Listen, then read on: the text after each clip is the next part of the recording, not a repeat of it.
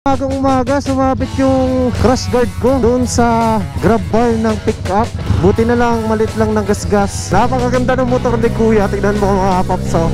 Classic. Yan yung tinatawag nila na old but gold. Hindi kasi naluluma yung mga ganyang motor.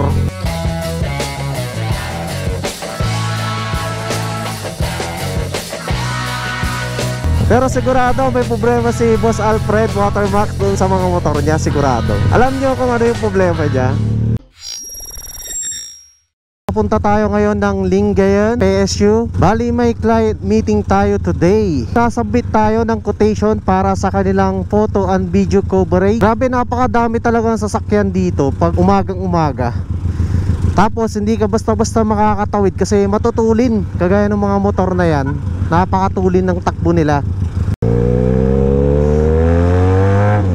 Sana makuha natin yung deal mga pops. At the same time, syempre, matuwa din yung mga staff ko. Pre, another project yun, di ba? Ganito kasi yun mga pops. Pag nagkaroon ng project, nagkaroon ng tanggap yung isang negosyo, hindi lang yung business owner yung natulungan mo. Natulungan mo din pati yung mga pamilya ng mga staff ng business owner. Naintindihan nyo po ba yun? Ang iba kasi, iniisip nila, hindi ko yan bibigyan ng project kasi baka lalong yumaman. Wag ganon. Kasi ang isang business owner like me, meron akong mga staff na umaasa sa akin na magkaroon ng trabaho. Tapos yung mga staff ko na yon, syempre umaasa din yung kanilang mga pamilya, di ba? So hindi lang yung mga staff ko yung natulungan nyo, pati na rin yung kanilang mga pamilya. So let's go, let's go. Pupunta na tayo ng Lingayen. Dumaan na naman tayo sa Marat Bridge.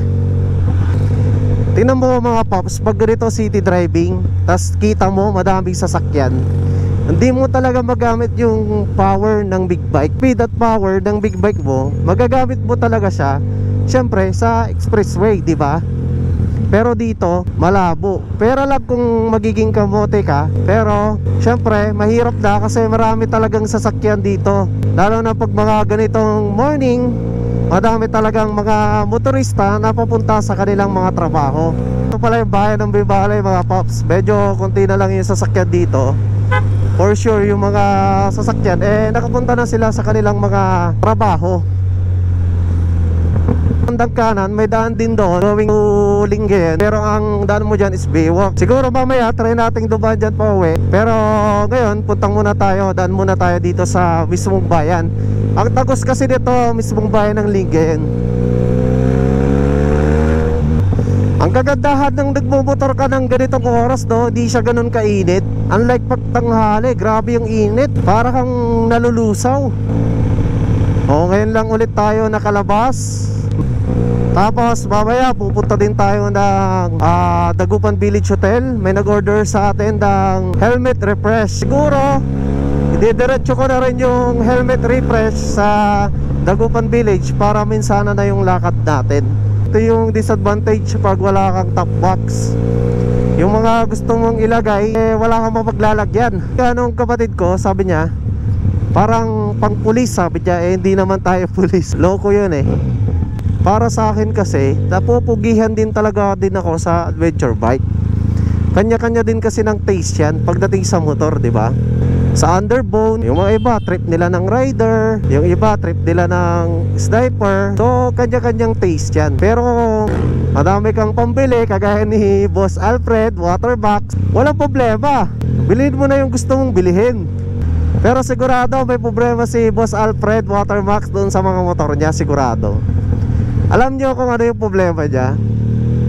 Sigurado hindi niya alam yung gagamitin niya. Baga mamimili siya, or siguro naka-schedule na yung mga motor na gagamitin niya sa isang araw. Pero sigurado sa sigurado mayroon siyang paboritong motor na gustong-gusto niyang gamitin. Gaya nga nagsabi niya sa akin, kung gusto mo ng parang chill ride lang, mag-GS ka, sabi niya. Tapos kung gusto mo medyo maangas, gamitin mo yung BMW, yung RR 1000cc. Napakadami niya kasi talagang motor. Kabibili niya ulit ng motor kahapon. Nandito na pala tayo sa Lingayen, dito sa Boulevard to. Tapos kakaliwa ka dyan, going to ano na yan, PSU.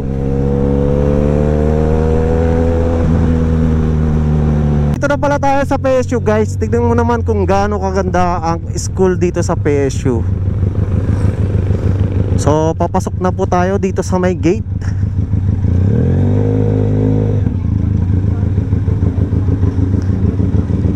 Kay ano sir? Sir Ivan? Sir Ivan po. Ivan? Opo. Sir. Baka kung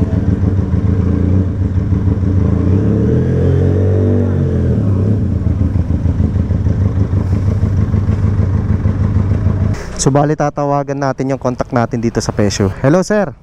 Hello sir, good morning. Good morning po sir. Nandito na po ako sa gate. Ano yung last name nyo po sir? Tinatanong dito sa guard. Kitlong po. Ivan Kitlong. Ivan Kit. Assurance po kanyo. Sa ano po sir? Quality assurance. Quality assurance. Sige sir, sabihin ko na lang po. Opo. Pero lumilibot po ako ngayon dito sa campus. Hintayin nyo na lang po ako sa office. Okay sir, sige po. Sige po. Sa second floor po. Okay lang sir, kausapin nyo sila dito sa harap po. Sige po. Ito sir, si sir ano po.